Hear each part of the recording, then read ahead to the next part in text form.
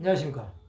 오늘은 마태복음 15장 25절에서 28절의 말씀으로 가나안 여인의 믿음 두 번째라는 제목으로 하나님의 말씀을 나누고자 합니다. 본 말씀은 여자가 와서 예수께 절하며 이르되 주여 저를 도우소서. 대답하여 이르시되 자녀의 떡을 취하여 개들에게 던짐이 마땅하지 아니하니라.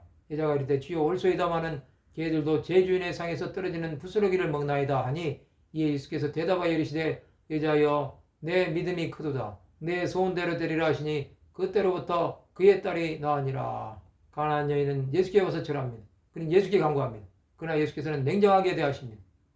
자녀를 개들에게 던져야 한다고 말씀하십니다. 이것은 이 여인에게 모욕적인 언사였습니다. 그러나 가나안 여인은 예수 그리스도의 말씀에 대해 상처를 받지 않았습니다.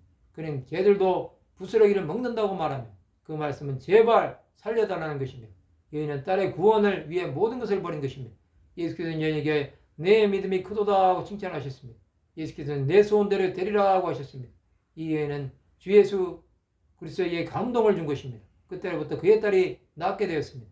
이 여인은 예수께 간구하는 믿음이 있었습니다. 하나님은 사람의 믿음을 보십니다. 이 여인은 하나님께 합한 믿음이 있었습니다.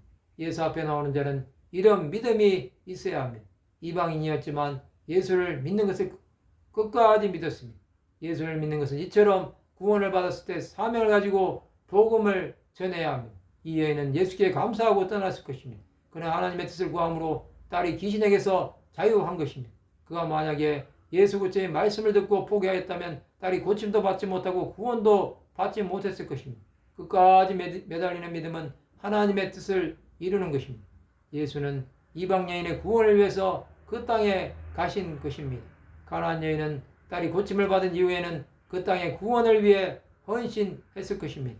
이 여인은 이제 구원받지 못한 자기 민족이 보였을 것입니다. 우리는 이런 것이 보여야 합니다. 하나님의 뜻을 이루기 위해 끝까지 매달리시기 바랍니다. 하나님은 자신을 내려놓고 나가는 자에게 함께 해주십니다. 우리는 그런 사람들이 되어야 합니다. 예수께서는 그런 영혼에 자기를 계시해 주십니다. 그 계시는 구하고 찾고 두드리는 자에게 열리는 것입니다. 하나님을 바라보시기 바랍니다. 그럴 때 어둠이 거치는 것이 보이게 될 것입니다. 그 어둠은 예수께서 함께 계심으로 떠나게 될 것입니다. 또 병마가 그 영혼을 괴롭히지 못할 것입니다. 얘는 예수를 위해 살고 예수를 위해 죽을 수 있는 자가 되었을 것입니다. 흑암이 떠난 사람은 주 예수의 임재 가운데 살아갈 수 있습니다. 우리는 주 예수의 보호하심이 있는 삶을 살아야 합니다. 이것이 우리의 간증이 되어야 합니다. 온전한 주의 은혜가 있으시기 바랍니다. 하나님의 영광을 찬양하는 자들이 되시기 바랍니다. 말씀을 마치고자 합니다. 주 예수의 은혜를 입어 믿음의 삶을 살아가는 하나님의 백성들이 되시기를 주님의 이름으로 축원합니다.